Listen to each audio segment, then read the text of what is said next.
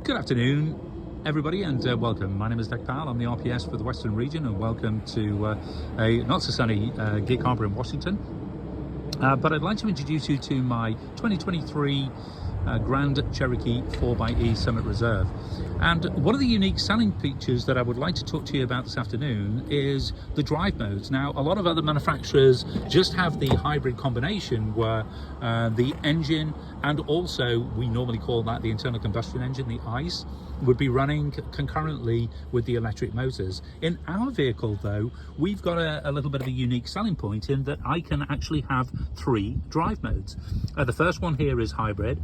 The second one is actually all electric, and I can get the little tag here coming up in the dash. And I can also then have eSave. So let me tell you a little bit more about those 3 particular features, because again, these are always great for a discussion with the customer. So I'll go through them again now, looking directly at the digital cluster. If I go to the hybrid, then as you can see there, it comes up with hybrid mode automatically adapts for the most efficient driving. And that's because, of course, I've got the combination of not only the electric motors, but also, of course, the internal combustion engine. And that gives me not only 375 horsepower, but also 470 foot-pounds of torque, which as most of you will know, is significantly more than the standard Pentastar 3.6. Additionally, it's actually, even the 392, the way that the actual torque is developed on that beautiful V8 Hemi, it's actually matching. So you can imagine that the performance, utilizing both hybrid capability of internal combustion engine and the electric motors, gives me phenomenal performance. When I actually then move over to electric, well, always for the customer, relatively easy to understand that it says their electric mode saves fuel for later. Because of the fact that, of course, my charge, perhaps overnight or at a public charging facility, has allowed me with a full charge to do a 25, in my particular case, over the last 5 months, on average about 25.2 all electric miles on one full charge. With a 24.9 mpg of the 2-litre turbo engine, the astonishing thing then is that not only can I charge overnight at relatively inexpensive unit watt electricity, but I get the benefit of then being able to have the first 25 miles at a reduced charge physically to my wallet, and then of course the 25 miles that would be my next gallon charged at whatever it is in your local city or state. So, ultimately then in electric, I can actually now use with 0 emissions, the capability of that energy propelling me up the road. Now, in some situations, because this, of course, is a hybrid vehicle, if I put my foot all the way down to the bottom of the floorboards, then I'm actually going to get both the electric motors and also the internal combustion engine working harmoniously. I'll just like a hybrid. And as the name would then suggest, is that it's not running on just purely electric. It's now assuming that I need the performance for a safety reason or just to overtake another vehicle in front of me. So therefore then it's going to give me all of the performance capability of the vehicle. That said, when I release, I will go back to all electric usage. Okay, so fundamentally then, very easy to get the hybrid, where I'm using both propulsion units to be able to push me up the road, and then electric. But how about eSave? Because that's the phenomena that the other manufacturers don't have, and the customers will be generally less au fait with. So if we actually select the button, well, of course, it then says eSave mode, saves battery for later use. Now, for those that you were pretty sharp on the video, you'll have heard the actual engine come in. And that's because of the fact that now I'm definitely using the internal combustion engine, but now what I'm asking it to do is 2 separate duties. I'm asking it to not only drive the vehicle on the road, but also either one of 2 options, either save that battery voltage so that I can use it later, or indeed allow, when I'm getting propelled along the road, to regenerate that battery voltage back into the battery. Now, I particularly like this particular feature because it means that if I'm doing a much longer journey, perhaps over 100 miles, I'm getting effectively 2 cracks of the whip. I'm getting the first 25, which I will have got from my full charge, but then as I'm driving along, I'm additionally then charging the vehicle and getting another 25 miles as then I've increased it to 100%.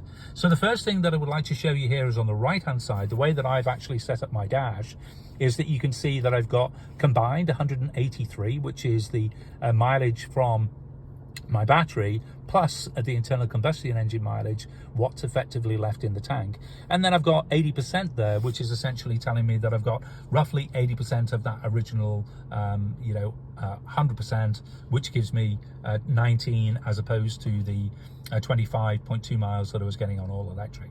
Okay, so that's relatively easy then to understand, but I do need to do a little bit of work to be able to set this mode up. So how do I then do that? Okay, so let me take you over to the head unit, because this is particularly important. If I'm running in the normal kind of home screen, then I need to select vehicle in order then to bring up the other 4 options. I've got hybrid, off-road, I've also got controls and settings. Now, I've left it initially on the power flow because you can see that it's got e-save. At the moment, the engine is delivering 5 kilowatts, but I'm actually using 3 kilowatts of battery because I've got it in e-save. If I was to actually put it into hybrid mode, you can see that there's a big difference.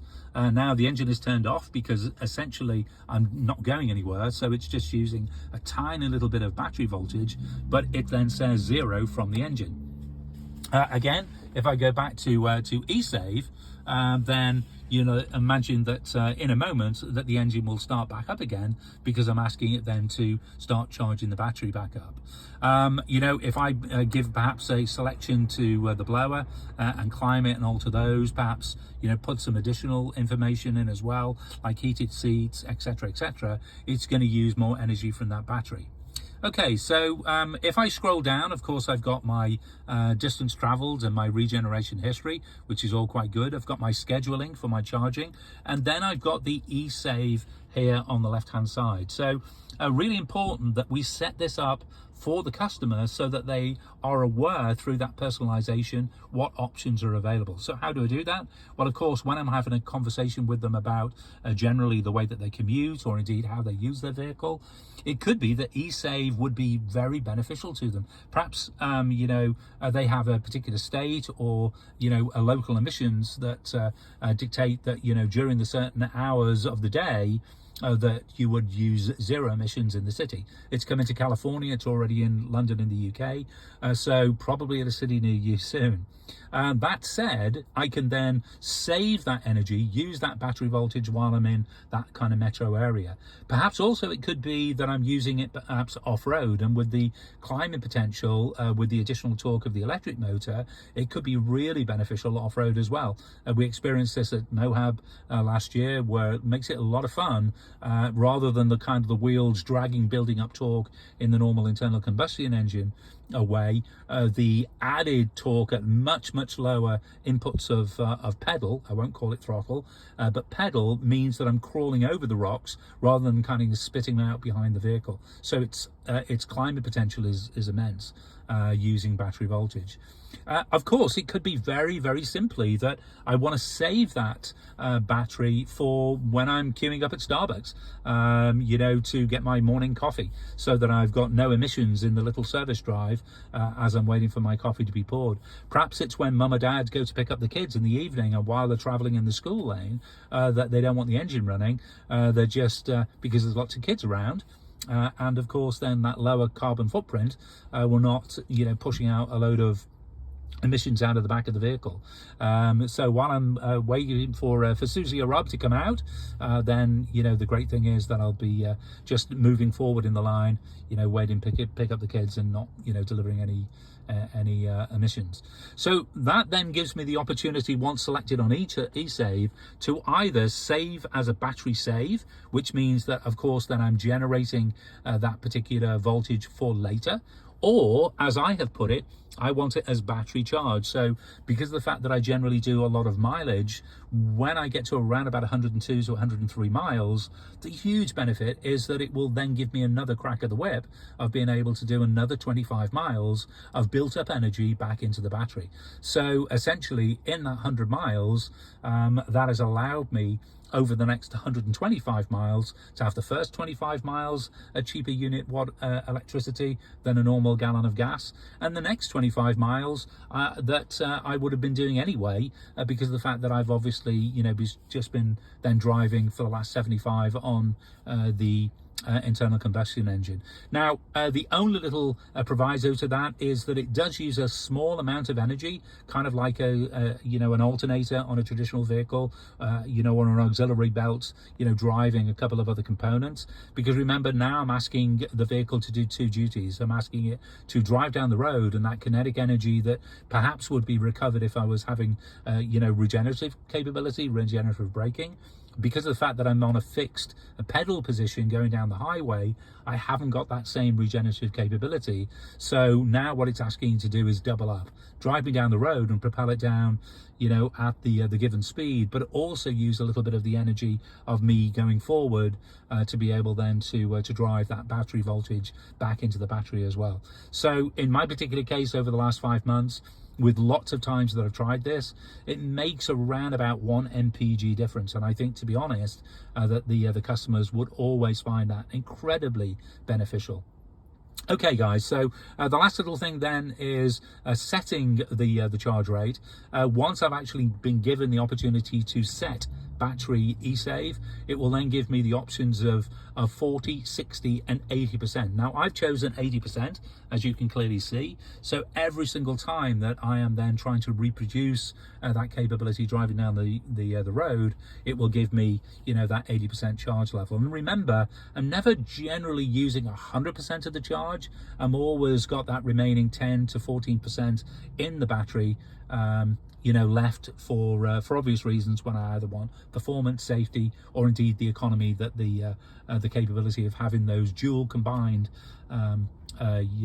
propulsion of the internal combustion engine and the electrification process at the same time. So thanks guys, I hope that this has been very beneficial to you. And again, always go to the power flow so that you can actually, when you're doing a road test, so that the customer can physically see it. But also please go into that e-save mode so you can give them that opportunity to talk about how they would normally use the vehicle during the week. Okay guys, thank you so much. Hope it's been worth it. I look forward to seeing you soon, and take care. Cheers. Bye bye.